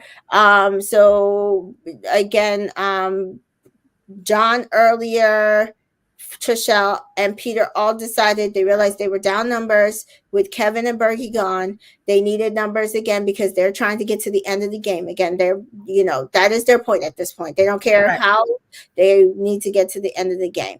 And so they need MJ and they need CT. Or they need Sandra and they need CT. So they're trying to convince CT, Sandra, or CT and MJ. They know that they're never going to get Sheree. They don't think that they can get Kate to turn on Phaedra. In this instance, they didn't even have to do anything with CT. He already had his little. I don't know. It could be production. We don't know. Maybe they just felt like it was time for Phaedra. I'm going to tell you the truth. I would not be surprised if that's the case. So you really do think that they're back behind there pulling strings and nudging stuff along? Yes. Okay. I mean, I don't like that. Just let stuff play out the way it's supposed to play out. I think it would be different if there were civilians in here, but I think the fact that it's more overproduced reality TV competitions, I don't think they care for not being manipulated. Yeah. Okay. Yeah. So we do see that Peter tries to distract Phaedra while they try to garner more numbers. So Trishelle sits down with the girls, Kate, MJ, Sheree, and Sandra, to try to make her case against Phaedra. She thinks that they're the biggest things that to point it out. And again, Kate keeps pointing out the same thing, even though she's a traitor. Which even she had to provide herself. Oh, well, I know I'm not a traitor, but she's like, but why did you guys last week switch courses on Parvati to try to get Phaedra out? And if you guys are not being shady and we can trust you, I can't trust you. Right. And I'm sorry, that is the correct. That's the correct way to be. I agree. Correct way to be. But MJ insists she'll be open-minded. Sheree kind of says she'll be open-minded. We know that's not true. Right. And Sandra's just looking at them like, okay, I'm not saying I'm going to be open-minded or not. I'm just going to go in here and do what I know needs to be done. So, which is Peter needs to go. All right. Mm-hmm. So John opens up the floor on the round table and pontificates, and Phaedra like, listen, you might be great, but can you shut up? Like, we don't need this. We don't need it. And so she does make her case of why, like, what they're saying makes absolutely no sense. I don't feel like, and this was the other thing. I noticed that they also made sure that Phaedra wasn't able to talk when Trishelle was making that case of, oh, you tried to get me out so I couldn't get a shield. You notice that like 3 people were coming at Phaedra at once. And I'm like, see, that's it's easy when you have that to target somebody. Yep. You could throw them off the game because people are like, oh, nobody's gonna talk Phaedra. I was like, it's easy if you sit there and round up a group of people to go after one person. It's always easy, and you can always make a case because you're not getting the person to get out their information, and that's what's happening here. And not because she did anything wrong, because she literally just was not able to make her case. Her points. Her case. On the round table, which is what she was trying to do. And to your point earlier, Kate didn't really necessarily help her. She did bring up again, can somebody explain to me why Peter and Trishelle changed courses and tried to work with Parvati last week? And then even Sheree had to pipe up like, yes, why, Peter, did you try to work with Parvati last week instead of going with what we agreed to? And his thing is, oh, well, I'm trying to make it to the end of the game. I'm trying to win this game. If we have to keep some traders in here to get to the end of the game. And again, I would be like, cool, so I can vote your ass out, no problem then. Right. Hello. So thank you for telling us that Phaedra's a traitor. I've decided I'll keep her in because I can trust to take her out in the end. I can't trust you. I mean, and they just let him get away with it. They just over there, John, just like, Trishelle and CT is ignoring that. CT is ignoring that part that Peter is saying, like, and you were just saying yesterday, Peter is strange. He's strange. I don't like the way he moves. Yeah, I don't know. He just be acting like a traitor. I don't know. Peter. CT was saying all that about Peter like the day before, but now all of a sudden you only got eyes for Phaedra. Well, this is why I also think that them murdering Kevin was the wrong move here. Because did I mention that they murdered Kevin? I don't even know. We skipped over. So Kate and Phaedra decided to murder Kevin at the top of this episode, and I personally feel like that was also a misstep. Because Kevin was starting to suspect Peter, and I think they would have been able to get him on their side, keep CT on their side, and have them all vote Peter out because Peter was being sketchy. I agree. They should have took Trishelle out. They could not took Trishelle out because she had a shield. They would have. I think they would have been better off taking. No, John. She didn't win the shield, right? That was the whole win the glass thing. Yeah, no, that was the week before. Remember, she was coming into it with a shield. Oh yeah. And they almost tried to take Trishelle out, even though she had the shield. So. Oh yeah, that's what they were like. They were like embarrassed that we almost took her out, and she had the shield because they didn't know who had the shield, and they just decided. But they knew Kevin didn't have it because he was in the inside holding the lights or whatever. So. And same with John. So my whole thing is, I think they should have took out John. But John was down there, right? John was down there with them. Well, and I'm saying John didn't have a shield. But they didn't know who had the shield, right? That was the whole thing. She was certain that Peter had the shield, and Peter didn't have the shield. I thought they didn't know because when they all came out, they decided, here go Peter again. Don't tell them who got the shield. Him and Trishelle. So when they came out of that well, but they were gonna go after Trishelle anyway, so that's why I'm like, I don't know. I know. I was like, when she came in with that shield, and I remember saying at breakfast, they don't be thinking about nothing. They was about to go after everybody. I mean, go after her, and she sure did have the shield because I almost forgot about it. And when she walked in, I was like, yeah, she did have the shield, and they was talking about murdering her. Yeah. Now that's something that I believe production would have told them. Look, we ain't got but so many episodes left. She got the shield. Y'all cannot murder her. They would have been tired of this. They'd have been like, ain't nobody going home. Look, she got y'all cannot murder her. This has been the first time that at the breakfast table they're all shocked, like, we chose to bring Trishelle and her ass goes back. And the production was like, y'all couldn't murder Trishelle. She had the shield, guys. We had to fix this for you. Oh, girl, they would have been looking at that time that Parvati was looking when Ekansu had walked in and she thought she had murdered Ekansu. And she like, what the hell going on? Like, what is going on? Oh my god, that would have been funny. Actually, I want that to happen. That would have been like, funny. We chose Tate, but production chose. No, they would have said production. They would have went back and did some real ITM and then some Frankenbutton real fast. Oh my god. So we do end up after all of this with we get also one of the best lines of the season. Peter, so this is not The Bachelor. So that means I do not have to kiss your ass for a rose. That's right. One of the lines of the season. And and he got a nerve to be talking about she made me so angry saying that. Like, I'm like, and then he brings up the fact that he got recruited all of a sudden to the entire table and nobody's finding this sketchy. Right. That's what I'm saying. The first time that y'all are finding out that he got recruited and nobody said it.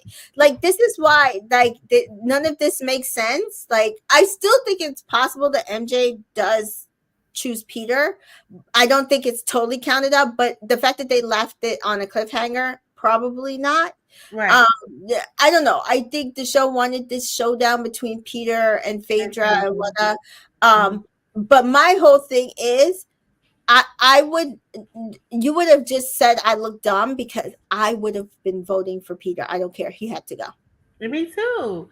And that's what I'm saying. Like, they cutting these parts. They have to be cutting these parts out. Because I know somebody had to have said, now, when was you going to tell us they tried to recruit you? Nobody said that. I'm like, this is the first time I would have been like, this is, especially if I was Kate. If I was Kate, I would have been like, this is the first time I'm hearing about a recruitment, Peter. What do you mean that you were recruited? What letter? What do you mean? And I'd have been like, see, this is what I'm saying.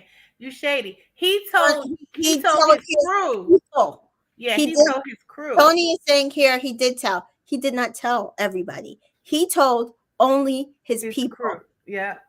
Period. And that is the reason why you vote him out. Yep. You cannot trust him. Rachel is saying Reddit and Twitter already figured out who MJ was. I don't know.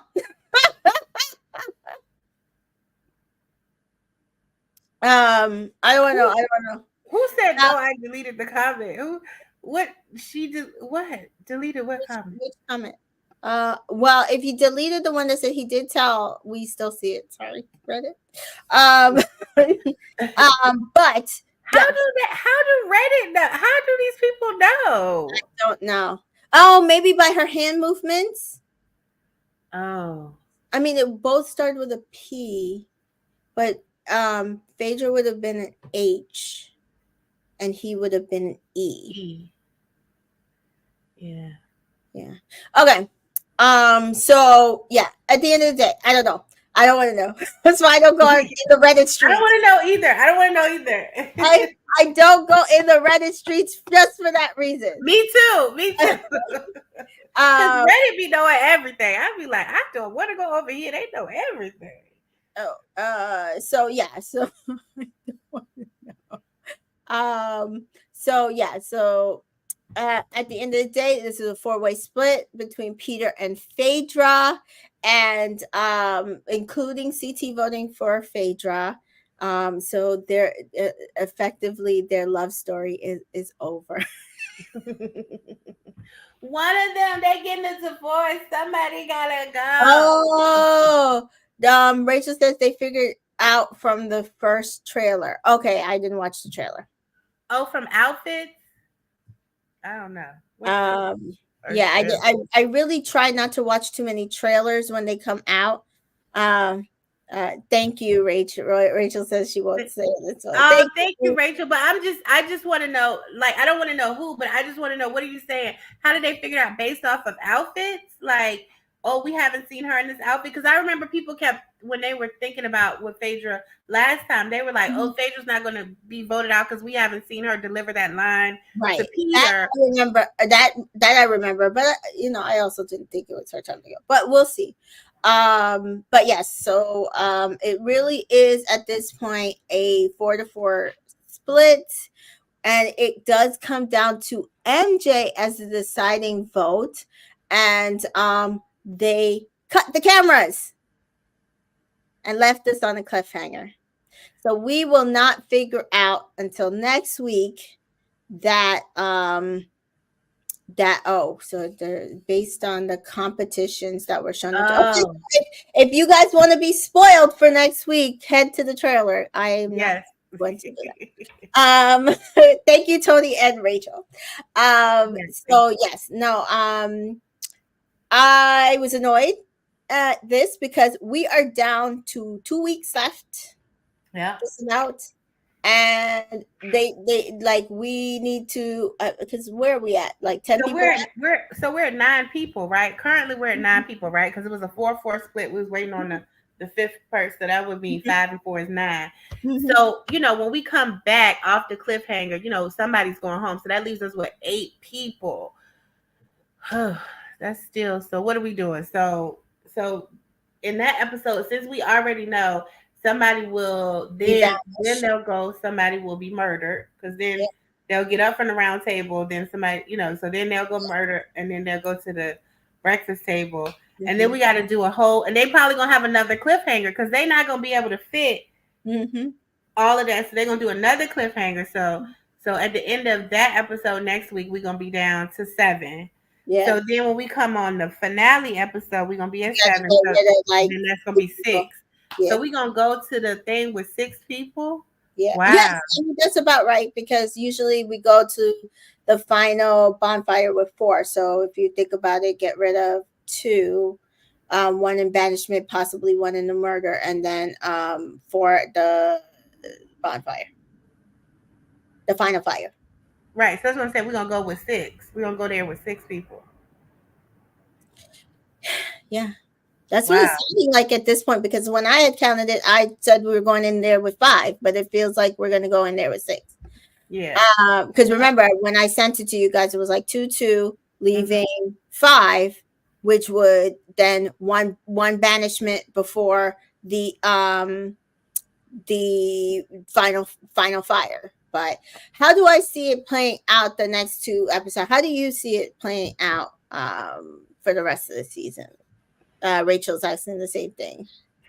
Let me see.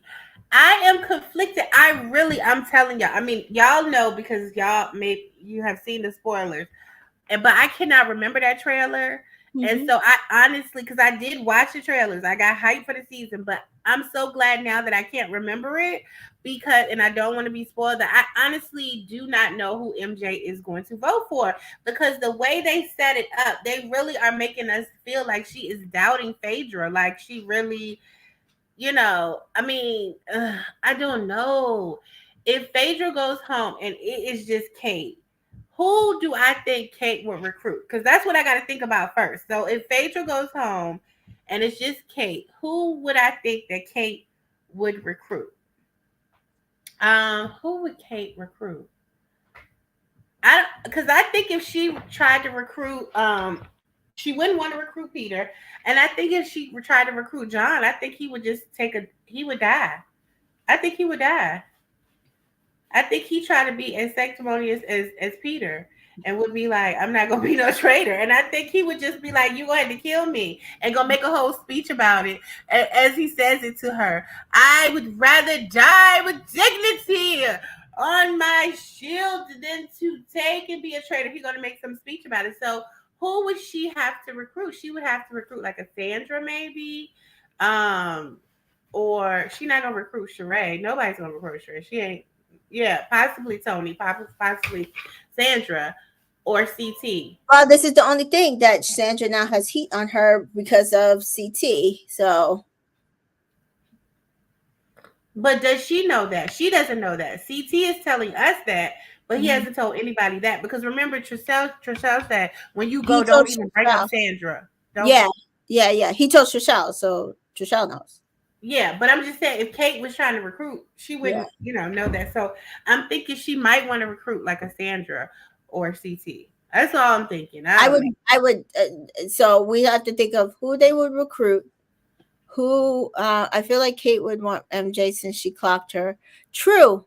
Or maybe Sandra to throw her on the bus later. Also true. And then who would we think that they would murder? So okay. So I think if it's Kate left as a traitor, I actually do think maybe she might recruit MJ. I think that would be a mistake because I think they would suspect Kate before they would suspect MJ. I just don't think they're going to suspect MJ.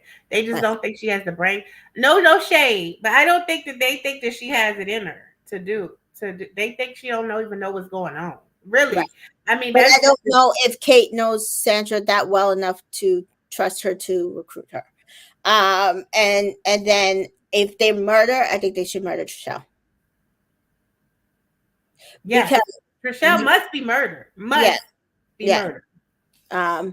Or they could murder CT, but I don't think that would play for them. No. I think it'd be better to murder Trishelle. Tony says Sheree would be a horrible traitor. She would not be a good traitor. Not at all. She does not know how to barely lie. a good faithful. She's barely a good faithful. She doesn't know how to make decisions. She would not be a good traitor. I wish it did. I really prefer that it not come down to a recruitment having to happen. Personally, I know. Me. That's what I would prefer. I'm sick of the recruitments. I would prefer not as well, but if Asia get voted out, they gonna make it so they're not gonna let Kate do it solo dolo. Yeah. And I personally can see if Phaedra stays in the game and it's Phaedra and Kate, who would they go after? Trishelle. Trishelle. I don't even care. I don't care that she said my name. Mm-hmm. I'm banishing her tonight. I'm murdering her tonight. I don't even care. I'll deal with the heat as it comes. But if I was Phaedra and I made it through this, she gotta go. Regardless, she has to go. I will deal with whatever comes because I know it's gonna look bad on me because she the one, But I would have to just deal with that when it came. But she would have to go.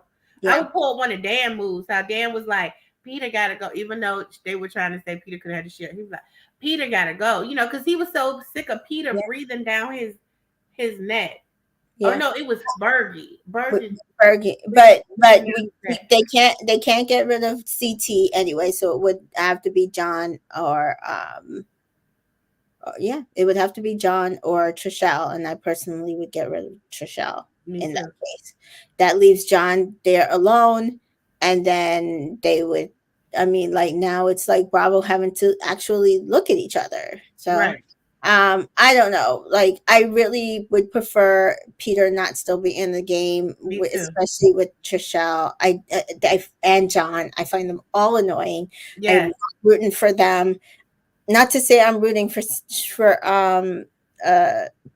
Kate, but as Rachel says, and Sheree is just there. Yes, Rachel. She there for a check, girl. So we are down to our last 2 weeks, guys. Glad we could catch up. We will be back next week for definitely sometime next weekend for the recap for this next episode. The finale episode, I definitely will not be able to recap until the following week sometime because so just to keep Tamika going on a trip, y'all. My quarterly trip. So where can the people find you, Miss T Joy? And Miss T Joy on all social media platforms. Please come follow me. I'd appreciate it. And as always, you can follow me, Entertainment in Color, everywhere. So I'm currently covering Love is Blind with Chantel Francis. We are alternating on each other's channel. So you could find episodes, I think 4, 5, and 6 on my channel. And we just did episode 7, 8, and 9 on her channel, as well as 1, 2, and 3 earlier. And we will be back there'll be a 2-episode drop. So we'll do 1 episode on my channel and 1 episode on her channel. And then the same thing for finale week. Coming up, what will I be recapping? I probably will recap Traders UK. It's Yeah. good. So I will probably recap Traders UK when it comes out after Traders US ends. And then I'm thinking also Summer House Martha's Vineyard starts at I think the end of March as well. So maybe that. It's not back already? What is No. that episode on my DVR? What was that episode? No, maybe it was a recap or something like that. Okay, it just said new and it said premiere. It just popped up on my DVR. I'm like, I didn't know it was back on. I don't think it's today. I don't think it's today. Summer House. I think it's in March. Oh, Not March, yes. House Martha's Vineyard. Yep, there we go. Season 2.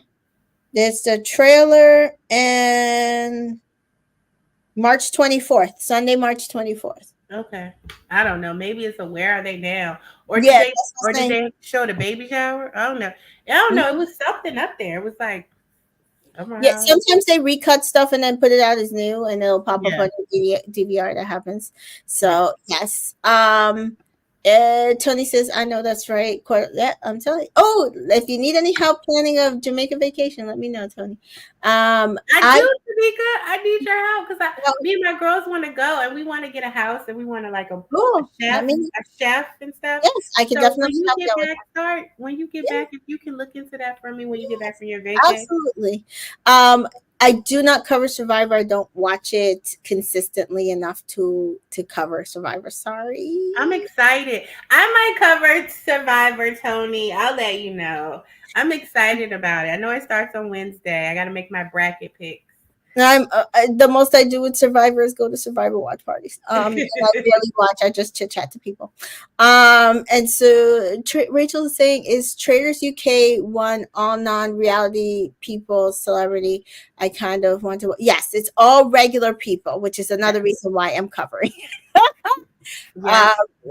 There will sometimes they sprinkle in like this person did a TV show like a long time ago or a few years ago, but usually they be having psychics and stuff, girl. Yeah. Usually it's regular people that aren't regular like that. I mean, they still regular, but they like psychic or a juggler or something like that. But they still, Yeah, I might cover Traders New Zealand since it's premiering here, and I don't know if there's anybody who has covered it. No, I haven't seen anybody. That would be good.